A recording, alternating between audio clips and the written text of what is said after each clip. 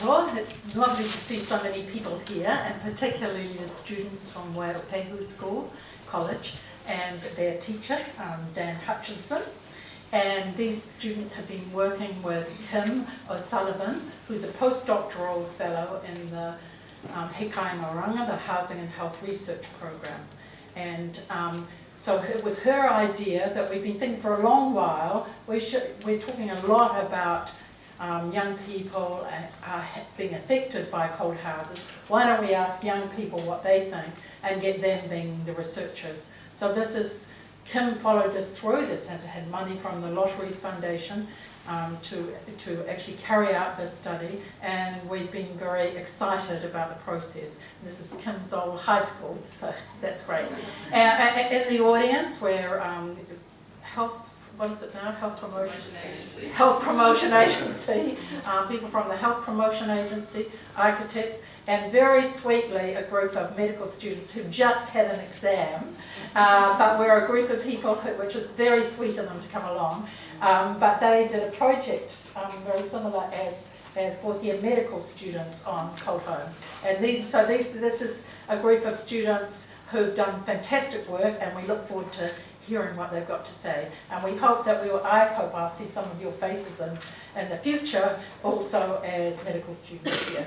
I'm going to pass over now to Kim, who's actually a global researcher. She's now living in Germany, but she does work in New Zealand, so this is the future.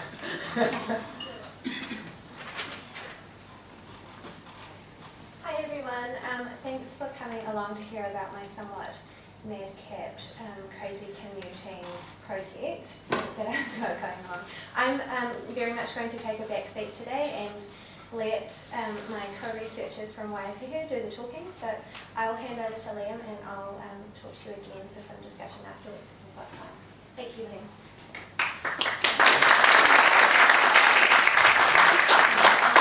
Sorry, just so it doesn't go, the medical students have to go at once. So if they get up and leave, it doesn't mean what you're saying is terrible. Oh, that's nice. Welcome everybody to the University of Otago for a pretty cool seminar. My name is Liam McClevey. I'm a co-researcher of this project, and I'm also a student in TW from Waiopehu College. In my spare time, I'm a youth advisor at the Ministry of Youth Development. And I will be emceeing this presentation today. So I'm just going to give you a quick overview of the presentation, talk about the different aspects of it. First of all, we'll talk about who we are. We're going to give you a quick background on fuel poverty. We're going to talk about the research process, which is pretty crucial. We're going to go over the survey, and we're going to go over our e-interview process. So who are we? So we are 10W. We're a year 10 class of 30 from Waiopehu College in Levin. We have a couple of thank yous, actually quite a few, to a lot of people. We would really like to thank Kim for all of her hard work she's put into this whole process and trying to manage a bunch of teenagers. It's quite difficult. We'd also like to thank James Stanley and Dallas Sim for providing the expert advice on the statistics. We'd also like to thank Professor Philippa Howden-Chapman for bringing us here and being so welcome to us. We would also like to thank our principal, Mark Robinson, and our teacher, Mr. Daniel Hutchison, for actually letting us participate in this awesome project. I'm now going to hand it over to Emily, who will give you a quick background on the study. Hi everyone, I'm Emily, and I'm just going to give you a quick background on the study. So, fuel poverty occurs when a household cannot afford enough household energy.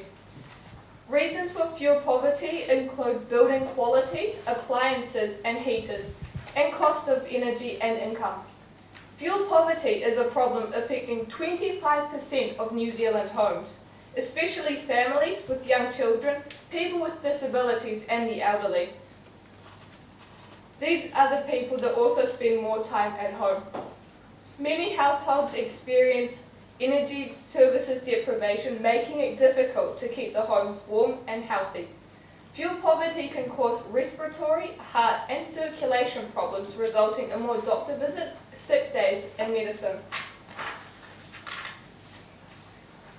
So here we have some New Zealand stats around housing and energy that explain why fuel poverty is a problem here. People spend at least 3/4 of their time indoors, with young, old and sick people spending 90% of their time at home. NZ houses are cold and old and have relatively low energy use compared to other countries, and 9% have no heating according to the latest census. You're probably familiar with some of the work that has been presented by Philippa Howden-Chapman and her colleagues here at Te Kāinga Oranga. These stats are from the Housing and Heating Study.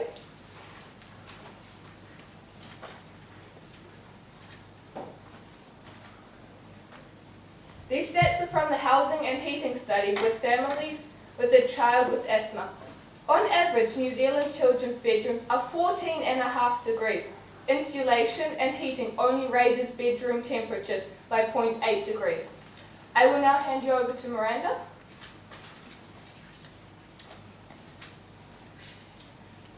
There are other indicators from New Zealand that fuel poverty is a problem among children and youth, including the child poverty rate. Work by the Children's Commission and a study that was completed here by the medical students looking at children admitted to hospital. These show that families have trouble affording enough household energy. These sectors all support further research exploring the problem of fuel poverty relating to children and young people, and is why Kim wanted to include young people with her as researchers on this study.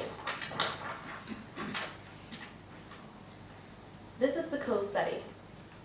COOL, exploring the experiences of New Zealand youth living in or at risk of fuel poverty. Multiphase mixed methods using collaborative design. 1. Workshops with a collaborative youth group in one school. That's us. 2. National online survey of youth. 3. Email interviews with youth. I will now pass you on to Kelly.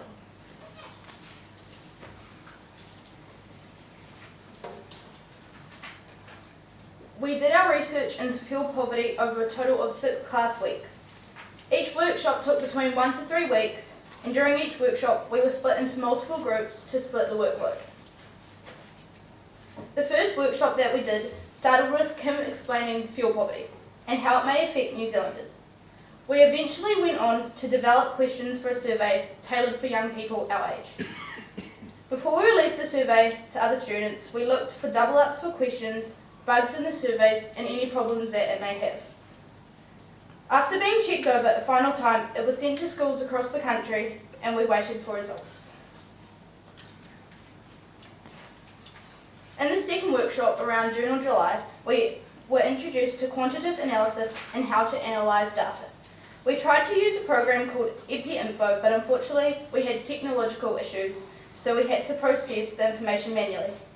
This actually worked out fine because it meant we got more hands-on experience. In small groups, we worked with the data to find similarities in answers from different questions.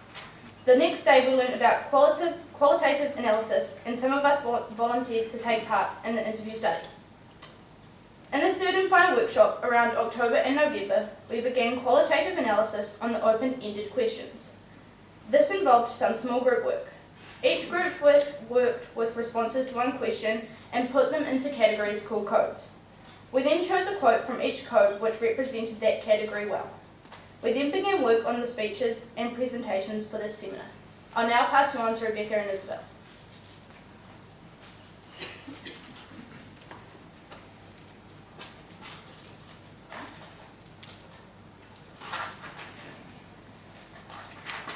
Hi, I'm Isabel.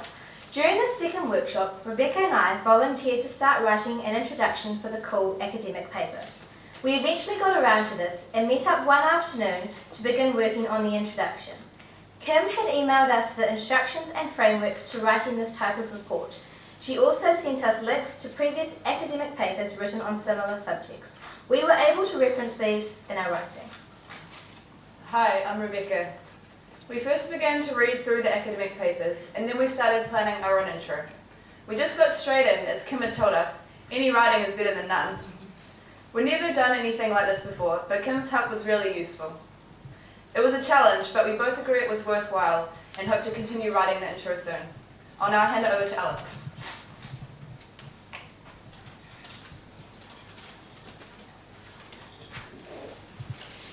At the end of the second workshop sessions, we gave Kim some feedback about how we felt the process was going.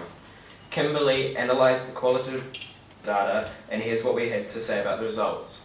The majority of the group agreed that cold housing is a problem for young people's health and their overall performance, specifically in school, and were unanimous that researchers need to involve youth in problems that are related to them, as youth may be more willing to talk about their problems with people around their age group.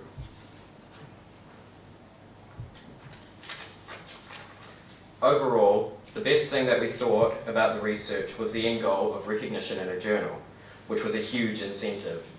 Also, the occasional food didn't hurt. Also, another thing that we found to be quite enjoyable was some of the real-world work that we were able to do, and the group work was engaging and kept us occupied. Yet one thing that we didn't quite like about the process was how long it took altogether and some uncertainty we had about the process and how it was going. Altogether, we were quite satisfied with what we have done so far and what we believe we were able to do, all that we wanted, and were given ample opportunity to do what we wanted to do. I will now be handing it back over to Liam.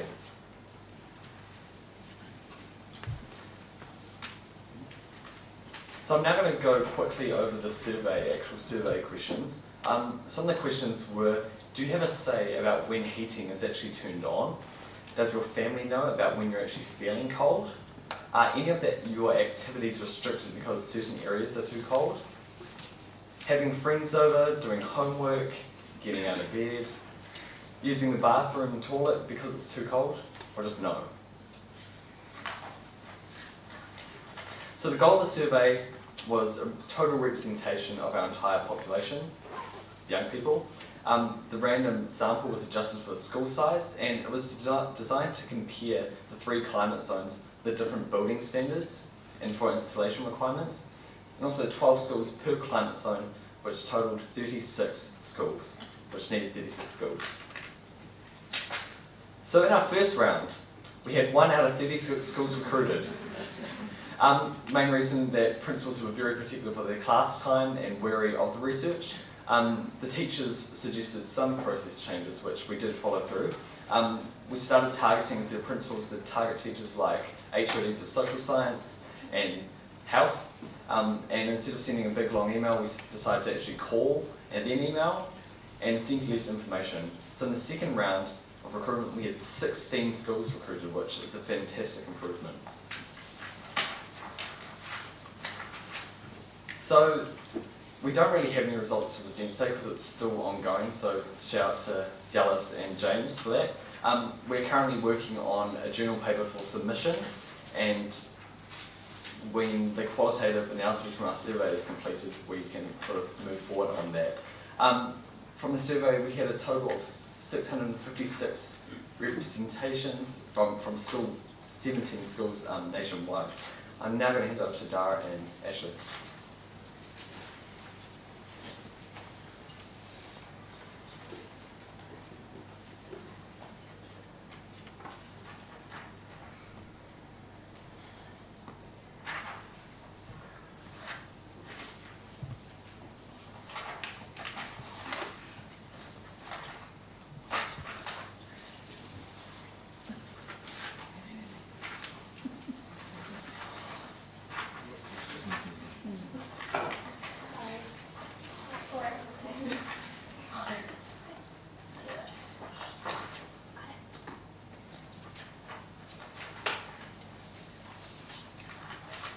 Hi, I'm Dara.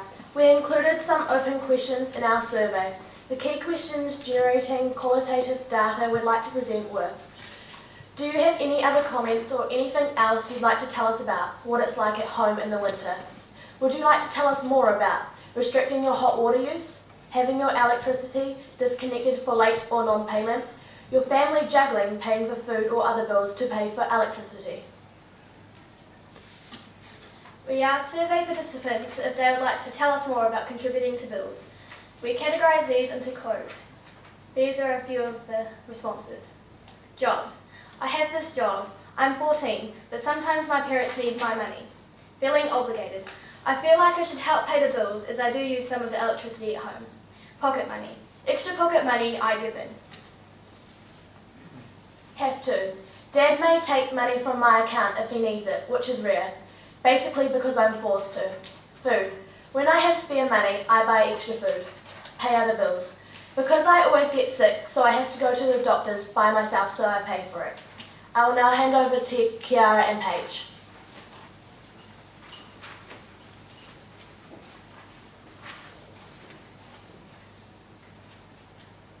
We asked the survey participants if they wanted to tell us more about restricting hot water use. We read through the responses and came up with some categories or codes. Runs out. The water runs out and gets cold when we all have long showers at the same time. Sharing issues. We limit our hot water use because we have such a big household. Having 9 of us living at home, it's unfair if someone showers for ages. There won't be any left for the next person. We limit this generally. Costs. We just try not to use it to save money because instead we could be using cold water for like washing our hands as an example. Weather dependent. We have solar panels which generate our hot water. In winter, the panels are almost useless on a cold, cloudy day. Shower length.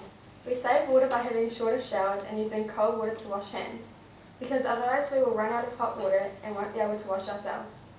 Because I have extremely long showers and use up the hot water. Energy issues. If we use too much, we need to wait for the gas heaters to make more water. We'll now introduce you to Zaki.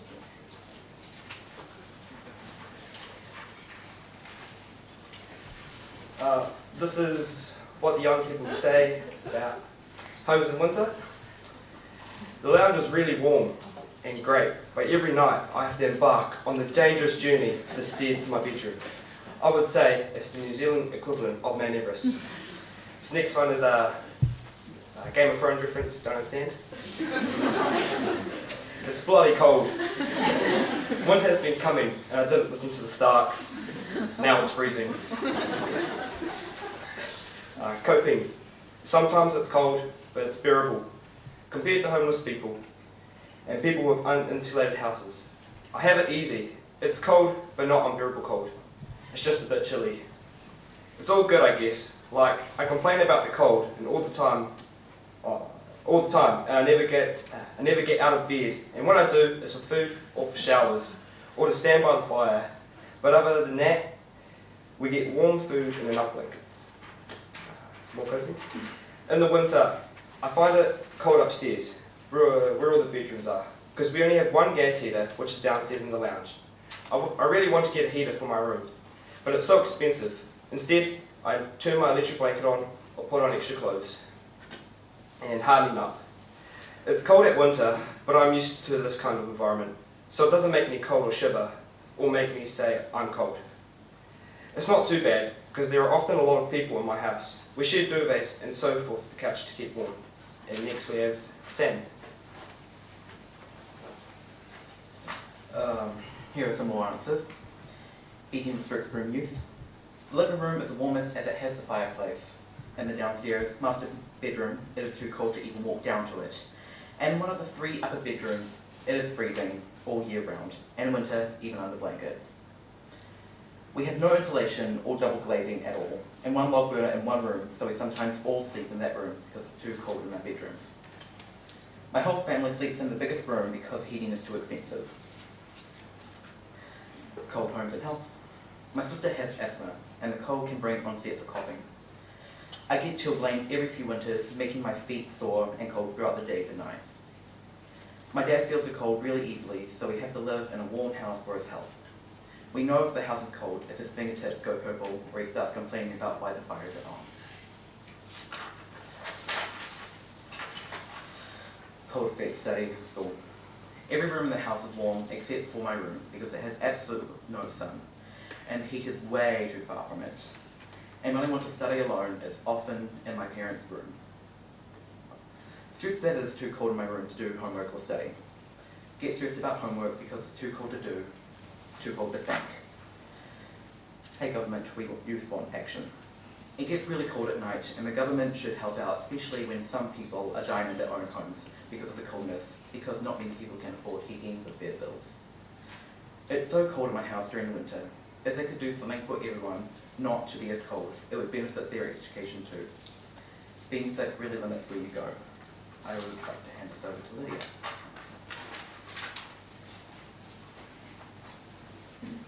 Thanks, Sam. Okay, so as you guys heard, my name's Lydia, and I'll be talking to you guys about e-interviews. Okay, so Kim's been inviting some of the survey recipients to have an interview with us, and we've come up with some guidelines to show you guys how the interviews went. We've got 7 going now, but we think we'll try out a chat interview, as it might be a bit easier and faster too. And we've planned to try that next. The initial results. The initial results we have from the interviews support what we got from the survey results. Another thing that has come up again, also in the survey results, is that the people who aren't affected by cold housing are concerned for people who aren't. The quote from a Year 10 guy sums it up pretty well. Considering I have at least 5 friends who complain about cold housing, I feel it is a problem. I've been at their houses the night and it was absolutely numbing. We were in sleeping bags under many blankets. In winter, they are constantly sick with coughs and general colds and are miserable. And with that, I'd like to hand it back to Liam. Thanks, Lydia. So we're now going to go on to we're going to go towards the end of the presentation. I'm going to give you some key aspects we found really important as a class. We as young people, we have a better understanding of young people. So we're literally researching ourselves, kind of. As we have better understanding, again I say we have better understanding of ourselves, we're extending our knowledge further. Throughout this whole research process, we've learned a lot about more academic, and it can actually help us towards university, and it's really good youth development, you could say. And through our reading some of the survey responses, we are learning not to take things for granted, which is pretty important, I think. Some of the highlights: that fuel poverty is a huge issue that affects lots of young people around New Zealand. It affects school performance, health, and mental health, and these are huge factors in young people's lives. And we want more government action to address cold housing and fuel poverty in New Zealand. I'm now going to hand it over to Kim, but thank you once again to everybody, and thanks for having us here, and thanks, Kim.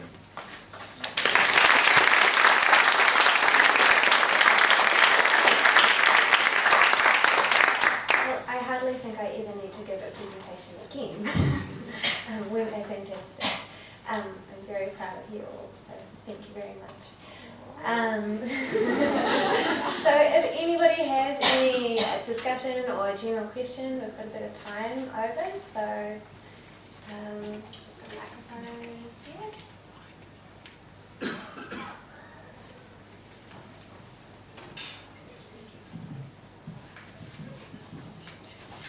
Comment? Sorry, and maybe if you could just introduce yourself and where you're from, just for the group, that would be helpful. Hi, I'm Sarah. I'm a medical student. I was just wondering, with your initial results, did you find any changes in the geographic locations, like with the South Island and the sort of Central Plateau? Were they more likely to be cold, or north and west, or was it across the board? I would love to give you some results about that at the moment, but because of the way that we wanted to get a really representative sample, James and Dallas have come up with quite a complicated sampling procedure, and with the recruitment we've had to shift the results back. So, but do watch this space, and we will try and get our publication submitted by the end of the year. So. Yeah, sorry about that. I think we will see that just from the qualitative answers, but I can't say for sure. And we'll have a part on our website, the website is healthyhousing.org.New Zealand, where you will be able to see the result. Any other comment? Do you want to talk from students?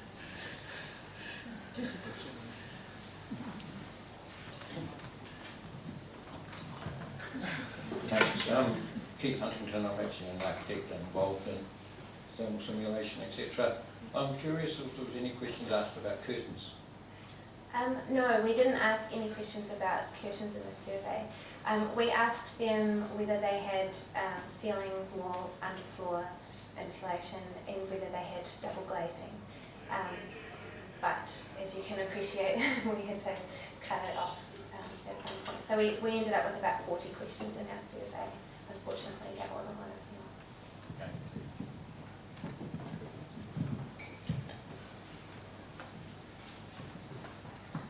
Sorry for this one.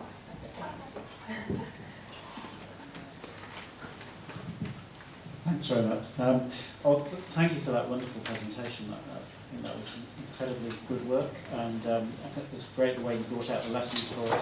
And I think there's some real challenges for us in public health to think about how we meet what seems to be the challenge for us is to involve youth in this sort of research. We often do research on people rather than with people, and I think you've demonstrated the importance of doing it with people. So I hope we, as a department, can think about how we can take on this sort of approach and the work that Kim's been doing and you've been doing together on this. So thank you very much. I think that's absolutely wonderful. No question, just great work. I'm sorry, I have to go. Thank you, Richard. Thank you for coming.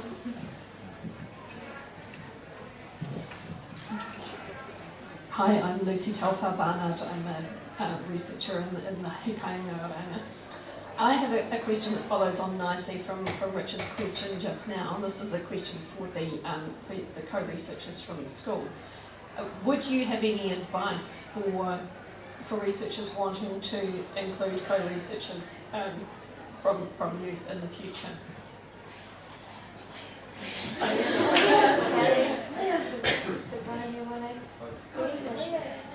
Lucy's wondering what I did wrong and what I could do better. No, she's not. She's wanting to know how we should keep this kind of relationship going, how we can involve you. It's really simple food.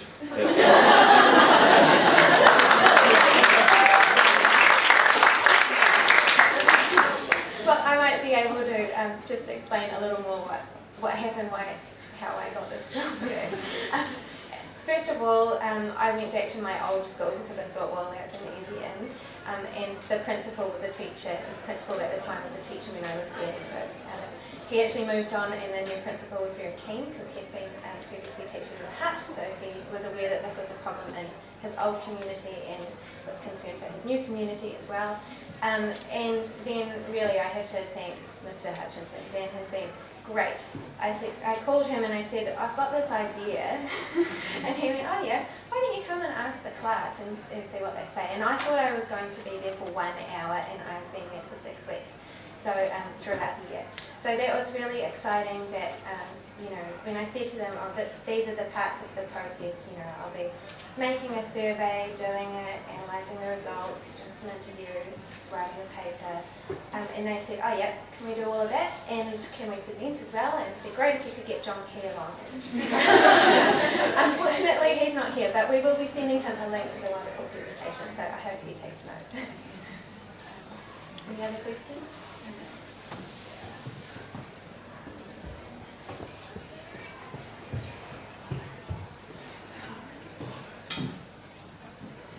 Hi, my name's Anna. I'm an assistant researcher at the Department of Public Health here at Otago.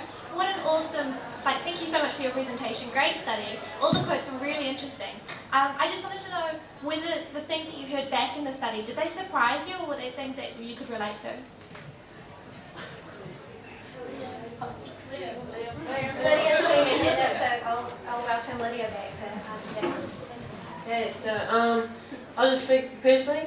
I have been in a cold house, so I could relate, but also some of the stuff that we got back in, I was surprised. So for me, that was kind of like, whoa. But for some of my co-researchers, the look on their faces when I read some of the stuff, they were just like, whoa, we've got to try and help them get the word out, sort of give them a voice, and yeah, so that's...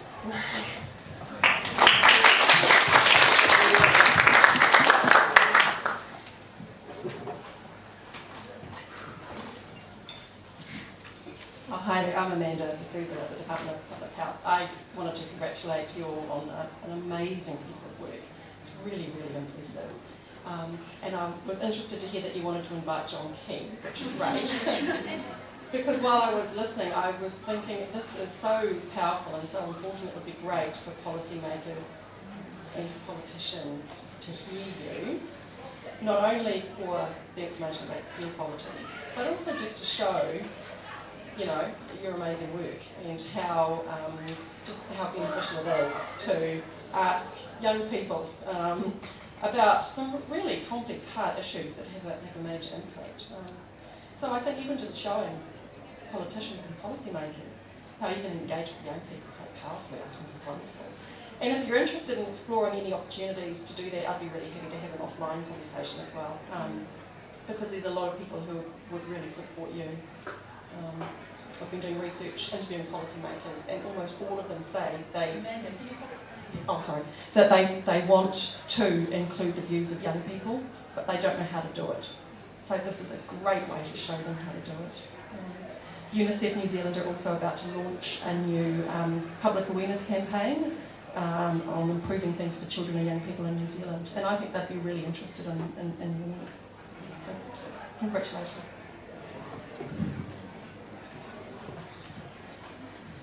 Students out there are very excited and they've just finished their exams. And they completely ignore us for being fun. Any other questions?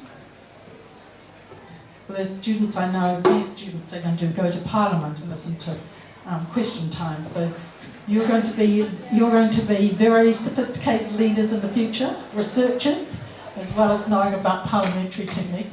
I just want to, are there any other questions or any other comments?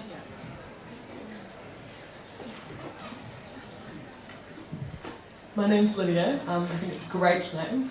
I just finished my degree in architecture at Victoria, and I was wondering if you're going to include sort of proposals in the research, or as if you guys have started to come up with thoughts on how this could be combated. Obviously, it's a really big issue, and we know that. But are you able to kind of like start to make some conclusions and give possible suggestions to policymakers?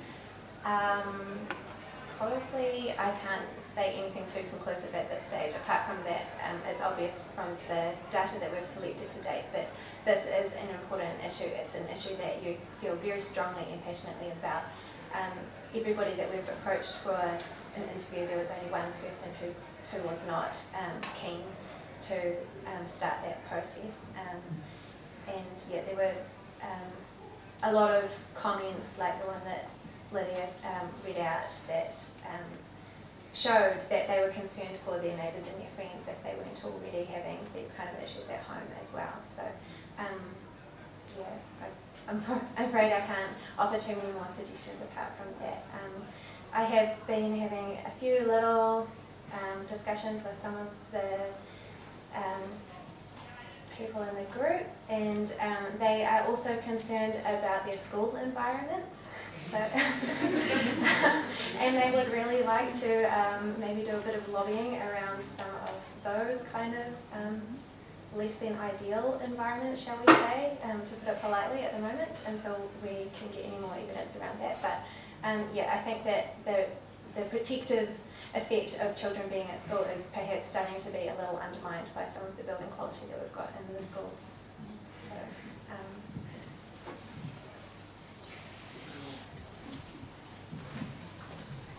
any other questions? Well, I might just make a comment and I'll pass back to you, Kim, and then Liam, are you going to? But I just think, I think one of the really powerful things that you've brought up as part of your survey is what effect it has on education. Because in the Minister of Finance talks about social investment, and this is the idea that if we put some money in one area, we'll get some dividends in another. And I think we've done a lot of work on looking at health, and the medical students did work on young babies coming into hospital and being in intensive care, and their parents shivering still in their homes.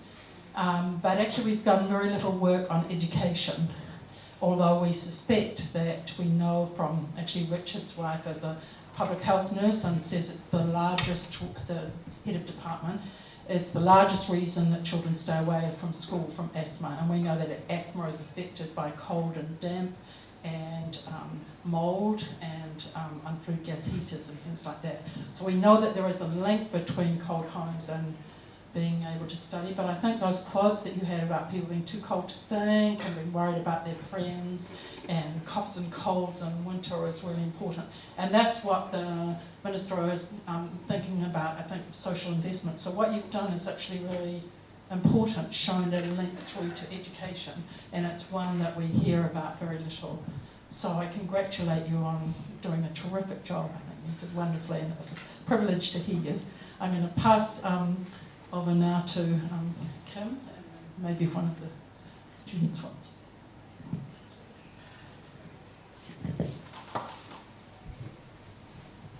That's really all I have to say. Just thank you very much for coming along to support our group and to hear about our work. And yeah, if anybody wants to, I made a tiny URL which is a little easier to write down to follow along. But otherwise, please don't hesitate to email me. I'd be happy to answer any of your questions. Thank you.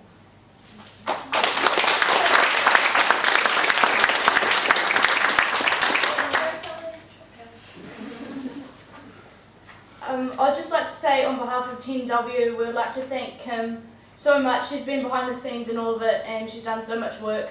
We couldn't have done it without her, so thank you, Kim.